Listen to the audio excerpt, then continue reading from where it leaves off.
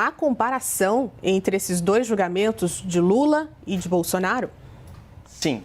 Afinal de contas, comparar nada mais é do que verificar as semelhanças, verificar as diferenças entre duas coisas. Portanto, vamos comparar as condenações anuladas do Lula pelo crime de corrupção com o julgamento de Bolsonaro pelo crime imaginário de tentativa não tentada de golpe de Estado. A primeira comparação diz respeito a quem julga. O Lula foi julgado pela Justiça Comum em primeira instância por um juiz sorteado, sem histórico de afiliação política e nenhum envolvimento prévio com o caso. Nos seus processos, o Lula teve direito a apelar ao Tribunal Regional Federal, ao Superior Tribunal de Justiça e ao próprio Supremo Tribunal Federal.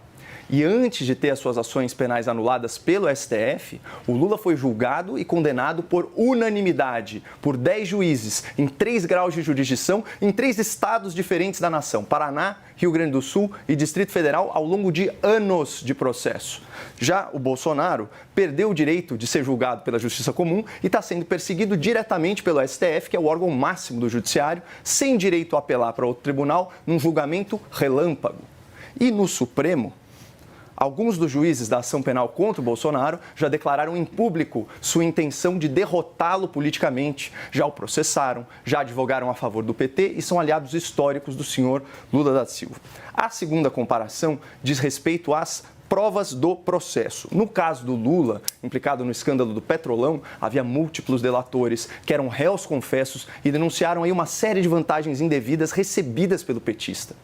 Na Operação Lava Jato, havia dezenas de testemunhas, centenas de documentos certificados e bilhões de reais em dinheiro de origem ilícita que foram devolvidos aos cofres públicos. Portanto, não há dúvida sobre a existência de corrupção e sobre quem se beneficiou dela. Tanto que o ministro Gilmar Mendes, à época, se referiu ao governo petista como uma cleptocracia, um governo de ladrões. E, nesse mesmo sentido, o senhor Alexandre de Moraes acusou o PT de, aspas, roubar bilhões. E detalhe, Lula nunca foi absolvido pelo STF. O tribunal apenas anulou as ações penais, alegando supostos erros processuais e suspeição de um juiz. E isso tudo em decisões que não foram unânimes. Já o Bolsonaro está sendo julgado por um crime que não existiu. A tentativa de abolição do Estado de Direito e também a tentativa de golpe de Estado exigem conduta violenta, exigem coação de pessoas. E como eu disse antes, não tem nenhuma prova de que o Bolsonaro tenha participado ou ordenado ações violentas. Pelo contrário,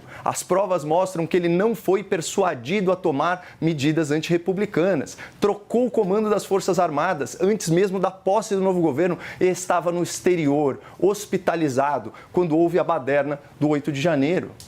No seu processo, tem só um delator que está gravado em áudio, desabafando, que adulterou seu próprio testemunho para se encaixar na narrativa da acusação.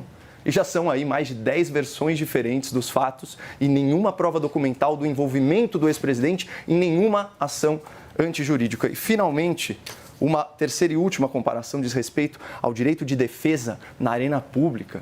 O Lula teve a sua liberdade de falar e a sua liberdade de mentir respeitadas até a sua prisão após condenação unânime em segunda instância. Ainda assim, o Lula manteve ativas as suas contas nas redes sociais e, do cárcere, participou da coordenação política da campanha eleitoral fracassada do PT em 2018. Já o Bolsonaro, eu já estou terminando, está em prisão domiciliar, sem direito a receber visitas não autorizadas pelo STF, impedido de usar o seu telefone celular e as suas redes sociais. Então, é uma verdadeira sanção de mordaça antes mesmo do seu primeiro julgamento. Portanto, Ju, existe sim comparação entre os dois casos e essa comparação escancara a diferença escandalosa de tratamento entre Lula da Silva e Jair Bolsonaro.